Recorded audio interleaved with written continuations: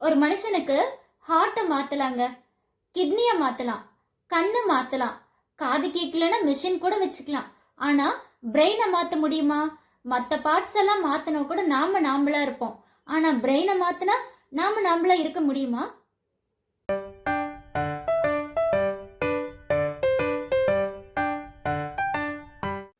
Hi, கனவுகள் மெய்ப்படும் viewers எல்லாருக்கும் வணக்கம். எல்லாரும் எப்படி இருக்கீங்க? இன்னைக்கு the brain written by David Eagleman அவர் எழுதின புக்கை தான் நம்ம பார்க்க போகிறோம். பொதுவாகவே நம்ம டிஸ்கவரி சேனல்லாம் பார்த்தோம்னா கூட பிரெயினை பற்றி அதிகமாக போடுவாங்க. ஏன் அப்படின்னு பார்த்தோம்னா நம்ம பிரெயினை நிறைய எவ்வளோதான் ரிசர்ச் பண்ணாலும் இன்னும் புரிஞ்சுக்க முடியாத விஷயங்கள் நிறைய நிறைய நிறைய இருக்குது. அப்போது இந்த பிரெயினை பற்றி இன்னும் இந்த புக்கில் எழுதியிருக்காரு அப்படின்னு பார்த்தீங்கன்னா நிறைய விஷயம் எழுதியிருக்காருங்க. ஏன் இவர் இந்த டாபிக் சூஸ் பண்ணார் அப்படின்னு பார்த்தீங்கன்னா இவர் ஒரு நியூரோ சயின்டிஸ்ட். நிறைய புக்ஸ்லாம் எழுதலை, பட் எழுதின புக்ஸில் வந்து இந்த பிரெயின் அப்படின்றது ரொம்ப ஃபேமஸாக இருக்குது. அது மட்டும் இல்லாமல் இதில் வந்து மேக்ஸிமம் பிரெயினை பற்றி நமக்கு புரிய வைக்க ஆரம்பிச்சிருக்காரு. ஆனால் எனக்கு இந்த பிரெயினை பற்றி படிக்கும்போது ஒரு மாதிரி கன்ஃபியூஸ் ஆயிடுச்சு. ஐயோ இப்படிலாம் இருக்குமா அப்படின்னு சொல்லிட்டு. ஆனால் படிக்க படிக்க ரொம்ப சுவாரஸ்யமாக இருந்ததுங்க. நிறைய எக்ஸ்பெரிமெண்ட்ஸ்லாம் கொடுத்து நல்லா பண்ணியிருந்தாரு. ஃபர்ஸ்ட்டு நாம யாரு அப்படின்ற கேள்விக்கு தாங்க இதில் பதில் கிடைச்சிருந்தது. என்ன அப்படின்னு பார்த்தீங்கன்னா, இப்போ வந்து ஒரு ஆடு மாடு பறக்குது அப்படின்னு வச்சுக்கோங்களேன், அது உடனே எந்திரிச்சு நடக்க ஆரம்பிக்கும் கொஞ்ச நாள்ல. ஒரு மீன் பறக்குது டால்ஃபின் அப்படின்னா அந்த டால்ஃபின் உடனே நீந்த ஆரம்பிக்குது. அதே மாதிரி இந்த பேபி ஜீப்ரா அது பார்த்தீங்கன்னா 40 நிமிஷத்துல ஓட ஆரம்பிச்சிருது. ஜிராஃப் அது பார்த்தீங்கன்னா ஒரு சில மணி நேரங்களில் எந்திரிச்சு நிற்க ஆரம்பிச்சிருது. இப்படி எல்லா அனிமல்ஸும் கொஞ்ச நேரத்துல எல்லாமே பண்ண ஆரம்பிக்குது. ஆனால் மனிதர்கள் மட்டும் நம்ம என்ன பண்ணுறோம், ரொம்ப நாள் ஒரு வருஷத்துக்கிட்ட யாரையாவது டிபெண்ட் பண்ணி தான் இருக்கோம். அதுவும் நம்ம கவுந்து படுக்கிறதுக்கெல்லாம் ஃபங்க்ஷன் வைக்கிற அளவுக்கு வந்து நம்ம வந்து கொஞ்சம் லேட்டாக தான் பண்ணுறோம். யாரையாவது டிபெண்ட் பண்ணி தான் இருக்கோம். இது எதனால அப்படின்னு பார்த்தீங்கன்னா, ஆத்தர் என்ன சொல்லியிருக்காருன்னா ஹார்ட்வயர்ட் லைவ் வயர்டு அப்படின்னு சொல்லிட்டு. ஹார்ட்வயர்ட்னா இப்போ வந்து அனிமல்ஸ்லாம் பிறக்கும் போதே ப்ரீ ப்ரோக்ராம்டாக தான் பிறகுதான். எப்படி அப்படின்னு பார்த்தீங்கன்னா, அது இந்த இடத்துல பிறக்கும், அது இப்படி தான் நடக்கணும், இதை தான் சாப்பிட்ணும் அப்படின்ற மாதிரி ப்ரீ ப்ரோக்ராம்டாக பிறக்குது. ஆனால் மனுஷங்க அப்படி இல்லைங்க. அதெல்லாம் வளரும் போதே பிறக்கும் போதே வந்து நியூரோ செல்ஸ்லாம் நல்லா வளர்ந்துருக்கு. ஆனால் நம்ம பிறக்கும் போது எதுவுமே வளர்ச்சி அடையலைங்க.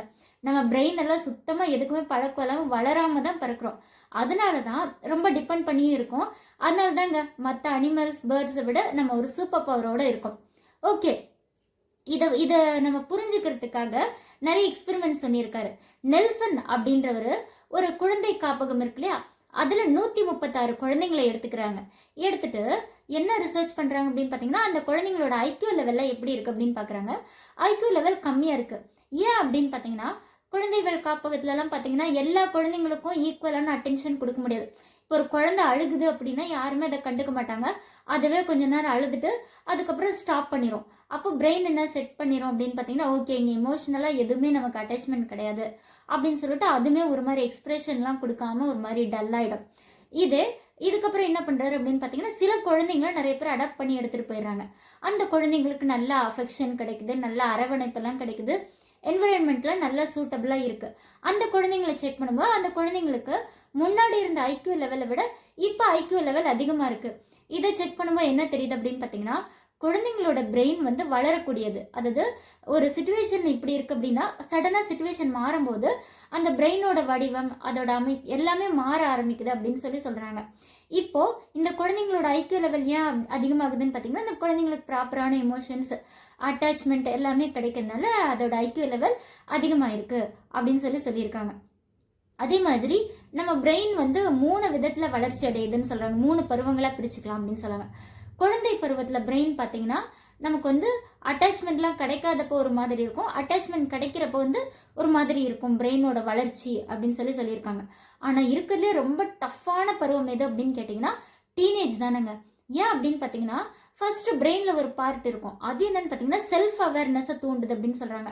அதனால தான் பார்த்தீங்கன்னா இந்த டீனேஜில் இருக்கவங்களாம் நம்ம பார்ப்போம், என் ஃபேஸ் கரெக்டாக இருக்கா, என் ட்ரெஸ்ஸு கரெக்டாக இருக்கா, என் தலை நேராக இருக்கா, அப்படி இப்படின்னு நிறையா செக் பண்ணுவோம்ல. அடுத்த பார்ட் என்ன அப்படின்னு பார்த்தீங்கன்னா, எங்கெல்லாம் சந்தோஷம் கிடைக்கும் அப்படின்னு தேடி தேடி தேடி நம்ம சந்தோஷத்தையே அதிகமாக தேடுவோம் டீனேஜில் அப்படின்னு சொல்கிறாங்க. இன்னொரு பகுதி இருக்குது அப்படின்னு சொல்கிறாங்க. இது என்னென்னு பார்த்தீங்கன்னா மோட்டிவ். அந்த மோட்டிவை உடனே ஆக்ஷனாக மாற்றிடணும் அப்படின்னு சொல்லிட்டு. அதனால தாங்க எதுக்கு எடுத்தாலும் டக்கு டக்குன்னு முடிவெடுக்கிறது, டக்கு டக்குன்னு கோவப்படுறது, இதெல்லாம் ரொம்ப ஆபத்து இல்லையா? ஸோ இந்த டீனேஜ் பருவம் வந்து ரொம்ப டேஞ்சர், கண்ட்ரோல் பண்ணுறதே ரொம்ப கஷ்டம் அப்படின்னு சொல்லியிருக்காங்க. அடுத்து பார்த்தீங்கன்னா அடல்ட்டு. இது பார்த்தீங்கன்னா பிரெயின் வந்து அவ்வளோ சீக்கிரம் எதுக்கும் அடாப்ட் ஆகிக்காது, அப்படியே ஸ்டாக்னண்ட்டாக இருக்கும், மாறவே மாறாது. ஸோ இதனால தாங்க ஒரு 40 வயசு 50 வயசு இருக்கவங்க ஒரு புது விஷயத்தை கற்றுக்கிறதுக்கு வந்து ரொம்ப ரொம்ப கஷ்டமாக இருக்குது அப்படின்னு சொல்லிடுறாங்க. அடுத்தது பிரெயின் எப்படின்னு பார்த்தீங்கன்னா, நம்ம இந்த உலகத்தை புரிஞ்சுக்கிறது வேற, இந்த உலகம் உண்மையாகவே இருக்கிறது வேற அப்படின்னு சொல்கிறாங்க. ஏன்னா நம்ம பிரெயின் வந்து எப்பயுமே ரியாலிட்டி அப்படின்ற ஒரு விஷயத்த கொடுக்கறதே இல்லை அப்படின்றாங்க. என்னங்க சொல்கிறீங்க அப்படின்னு கேட்டிங்கன்னா, ஆமாங்க, நம்ம பிரெயின் நமக்கு அனுப்புகிற விஷயம்லாம் எதுவுமே ரியல் கிடையாது. இப்போது நம்ம படிச்சிருக்கோம் சின்னதில், லைட்டோட ஸ்பீடு வேறு, சவுண்டோட ஸ்பீடு வேறு அப்படின்னு. லைட்டோட ஸ்பீடு தான் அதிகம், சவுண்டோட ஸ்பீடு வந்து கொஞ்சம் கம்மி அப்படின்னு சொல்லிட்டு. ஆனால் நம்மளோட பிரெயின் எப்படி ப்ராசஸ் பண்ணுது அப்படின்னு பார்த்தீங்கன்னா, ஃபஸ்ட்டு சவுண்டை தாங்க ப்ராசஸ் பண்ணுதான், அதுக்கப்புறம் தான் லைட்டை ப்ராசஸ் பண்ணுது அப்படின்றாங்க. எப்படின்னு பார்த்தீங்கன்னா, லைட்டை ப்ராசஸ் பண்ணுறதுக்கு வந்து 190 மில்லி செகண்ட்ஸ் ஆகுது அப்படின்ட்டும், சவுண்டை ப்ராசஸ் பண்ணுறதுக்கு 160 மில்லி செகண்ட்ஸ் ஆகுது அப்படின்னு சொல்கிறாங்க. இப்போது ஒரு கிளாப் பண்ணுற சவுண்டு கேட்குது, அதே சமயத்தில் இங்கே கேமராவில் நீங்கள் பார்த்துட்ருக்கீங்கன்னு வைங்க. அப்போ உங்கள் பிரெயின் வந்து எதை ஃபஸ்ட்டு ப்ராசஸ் பண்ணணும்னு பார்த்தீங்கன்னா, அந்த கிளாப் பண்ணுற சவுண்டு தான். அதுக்கப்புறம் தான் கேமராவிலேருந்து வர லைட்டை நீங்கள் பார்க்க முடியும் அப்படின்னு சொல்கிறாங்க. ஆனால் இங்கே ஒரு பிரெயின் நமக்கு ஒரு ட்ரிக் ப்ளே பண்ணுது. என்ன அப்படின்னு பார்த்தீங்கன்னா, லைட்டையும் சவுண்டையும் அது என்ன தான் வேறு டைமில் அப்சர்வ் பண்ணாலும் ரெண்டையும் ஒன்றா சேர்த்து சிங்க்ரனைஸ் பண்ணி நமக்கு ஒரே மாதிரி தான் கொடுக்குது. ஸோ அப்போ நம்ம பிரெயினை அப்சர்வ் பண்ணுறதுக்கு ஒரு மில்லி செகண்ட்ஸ் லேட் ஆகுது, ஆனால் உள்ளே போயிட்டு வெளியே வர்றது 10 மடங்கு வேகமாக வருது. இப்போ சொல்லுங்கள், நான் ஏற்கனவே நடந்து முடிஞ்சதுன்னா நம்ம பிரெயின் நமக்கு ப்ராசஸாக கொடுத்துட்ருக்கு. ஸோ இந்த மாதிரி தான் அவர் சொல்லியிருக்காரு. அதே மாதிரி பிரெயின் வந்து ஒரு டூல் பாக்ஸ் மாதிரி அப்படின்னு சொல்லியிருக்காங்க. அப்படின்னு பார்த்தீங்கன்னா, இப்போ வந்து ஒரு டூல் பாக்ஸ் அப்படின்னா வந்து ஸ்க்ரூ இருக்கணும், ஆணி இருக்கணும், எல்லாமே இருக்கணும். ஏதோ ஒன்று மிஸ் ஆச்சுன்னா கூட அதுக்கு பதிலாக வேறு ஏதாவது சப்ஸ்டியூட் நம்ம யூஸ் பண்ணுவோம்ல. ஃபார் எக்ஸாம்பிள், இப்போ பூட்டு நம்மளால் திறக்க முடியல, சாவி இல்லை அப்படின்னா அதுக்கு பதிலாக ஹேர்பின்லாம் போட்டு திறக்கிறோம்ல. அந்த மாதிரி தான் நம்ம பிரெயினும் என்ன பண்ணும் அப்படின்னு பார்த்தீங்கன்னா, இப்போ ஒரு சென்ஸ் வேலை செய்யலை அப்படின்னா வேறு என்னென்ன பார்ட்ஸ் எல்லாம் யூஸ் பண்ணி அதுக்கு சப்ஸ்டியூட் கொடுக்கலாம். ஃபார் எக்ஸாம்பிள், இப்போ நமக்கு கண்ணு தெரியல அப்படின்னா அதுக்கு பதிலாக வேறு சென்ஸ், காதை யூஸ் பண்ணி, கையை யூஸ் பண்ணி எப்படிலாம் இந்த உலகத்தில் அடாப்ட் பண்ணிக்கலாம் அப்படின்னு பிரெயின் வந்து நமக்கு ப்ராக்டிஸ் கொடுக்கும் அப்படின்னு சொல்லியிருக்காங்க. இதுக்கு ஒரு எக்ஸ்பெரிமெண்ட் சொல்லியிருக்காங்க. என்ன அப்படின்னு பார்த்தீங்கன்னா, மைக் மே அப்படின்னு ஒருத்தர், அவர் என்ன அப்படின்னு பார்த்தீங்கன்னா, சின்ன வயசில் பிறந்ததுலேருந்து அவருக்கு கண் பார்வையே கிடையாது. 40 வயசு வரைக்கும் அவருக்கு எதுவுமே தெரியாது. ஆனால் அவர் இந்த உலகத்தை சூப்பராக அப்சர்வ் பண்ணியிருக்காரு, நிறைய விஷயங்களை அழகாக கற்றுக்கிட்டு இருந்திருக்காரு, நல்லா படித்து நிறையா கிச்சனில் எல்லா வேலையும் அவர் பார்த்துருக்காரு. இன்னும் சொல்லப்போனால் பனிச்சறுக்கு விளையாட்டுலலாம் கூட பண்ணியிருக்காரு. எப்படிங்க பிளைண்ட் மேன் பண்ண முடியும் அப்படின்னு நீங்கள் கேட்பீங்க. ஆனால் முடிஞ்சதே, அவர் பிரெயின் வந்து அந்தளவுக்கு அடாப்ட் ஆகிருக்கு அந்த சென்ஸ் ஆர்கன்ஸ்லாம் யூஸ் பண்ணி. ஆனால் 40 வயசில் அவங்க பேரண்ட்ஸ் என்ன பண்ணுறாங்க, அவர் கூட்டு போய் ஆப்ரேஷன் பண்ணி அவருக்கு கண் பார்வை கிடைச்சிது. இப்போ நீங்கள் சொல்வீங்க, என்ன சொல்வீங்க, ஓகே கண் பார்வை கிடைச்சிருந்துச்சா, இப்போ அவர் முன்னாடி செஞ்சதை விட இப்போ எல்லா வேலையும் சிறப்பாக செய்வார் அப்படி தானே நீங்கள் சொல்கிறீங்க? அதுதாங்க கிடையாது. அவருக்கு கண் பார்வை வந்ததுக்கப்புறம் எது எப்படி இருக்குன்னே ஒன்றுமே அவரால் புரிஞ்சிக்கவே முடியல. அதாவது ஃபேஸ் எக்ஸ்பிரஷனை புரிஞ்சிக்க முடியல, மற்றவங்க கோவமாக இருக்காங்களா, ஸ்மைல் கொடுக்குறாங்களா அப்படின்னு அவரால் எதுவுமே புரிஞ்சிக்க முடியல. அடாப்ட் ஆகிறதுக்கு ரொம்ப ரொம்ப கஷ்டமாக இருந்துச்சு அப்படின்னு சொல்கிறாங்க. ஏன்னா பிரெயின் வந்து சின்ன வயசுலேருந்தே ஒரு விஷயத்த பழகிருக்கு, இப்போ புதுசாக பழகிறதுக்கு ரொம்ப கஷ்டமாக இருக்குது அப்படின்னு சொல்லியிருக்காங்க. அடுத்தது நமக்கு வந்து அன்கான்ஷியஸ் பிரெயின், கான்ஷியஸ் பிரெயின் அப்படின்னு 2 இருக்குது அப்படின்னு நமக்கு தெரியும். இப்போ நிறைய விஷயங்கள் அன்கான்ஷியஸாக நம்ம பண்ணிகிட்டு இருப்போம். காலையில் எழுந்திரிக்கிறது, ப்ரஷ் பண்ணுறது, டீ குடிக்கிறது, வண்டி ஓட்டிட்டு ஸ்கூலுக்கு போகிறது, ஆஃபீஸ் போகிறது, இதெல்லாம் நமக்கு ரெகுலராகவே பண்ணியிருப்போம். ஏன் அப்படின்னா நம்ம பிரெயின் இதுக்கெல்லாம் பழகிருச்சு. இதுக்கப்புறம் வந்து அதுக்கு ட்ரைனிங் கொடுக்கணும் அப்படின்லாம் கிடையாது, ஆல்ரெடி எல்லா டேட்டாஸும் அதுக்குள்ளே இருக்குது இல்லையா. ஸோ இது வந்து அன்கான்ஷியஸாக போயிட்டே இருக்குது. இதை தான் நம்ம ஆட்டோ பைலட் மோடுன்றோம்.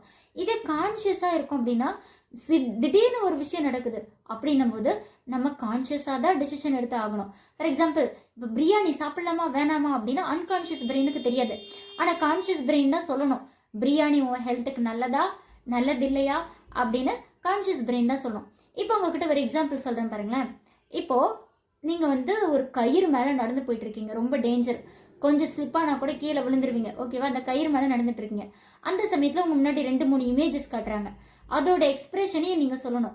அதே சமயத்தில் உங்கள் சைடில் ஒருத்தர் பேசிக்கிட்டே இருப்பாங்க, அதுக்கும் ரிப்ளை பண்ணும். இதுக்கு நீங்கள் பண்ணுவீங்களா? முடியுமா? முடியாது, ரொம்ப கான்ஷியஸாக இருந்தால் கூட கஷ்டம். அதே மாதிரி இன்னொரு இது பாருங்கள், இப்போ நீங்கள் ஸ்டெப்ஸில் ஏறி போயிட்டே இருக்கீங்க, உங்கள் ஃப்ரெண்டு உங்கள் கூட பேசுகிறாங்க, அப்போ பேசுவீங்களா? ஏன் ஒய் நாட், நான் பேசுவேனே, ரிப்ளை பண்ணிக்கிட்டே நான் ஸ்டெப் ஏறுவேனே அப்படின்னு நீங்கள் சொல்கிறது எனக்கு கேட்குது. ஆமாங்க, இது வந்து அன்கான்ஷியஸ். இதுதாங்க கான்ஷியஸாக இருக்கிறதுக்கும் அன்கான்ஷியஸாக இருக்கிறதுக்கும். மோஸ்ட்டாக நம்ம வந்து அன்கான்ஷியஸாக இருக்கோம். ஒரு டெசிஷன் எடுக்கிறோம் அப்படின்னும் போது மட்டும்தான் நம்ம ரொம்ப கான்ஷியஸாக இருக்கணும் அப்படின்னு சொல்லியிருக்காங்க. அதுக்கப்புறம் நெக்ஸ்ட் ஒரு எக்ஸ்பெரிமெண்ட் என்ன அப்படின்னு பார்த்தீங்கன்னா, ஒரு ட்ரெயின் போயிட்டு இருக்கும்போது ஒருத்தர் வந்து அந்த ரயில்வே ட்ராக்ல வந்து வேலை பார்த்துட்டு இருக்காரு. அதுக்கு அந்த ட்ரெயின் அதே மாரி போயிட்டு இருந்துச்சுன்னா 10 பேர் மேலே ட்ரெயின் மோதிரும்.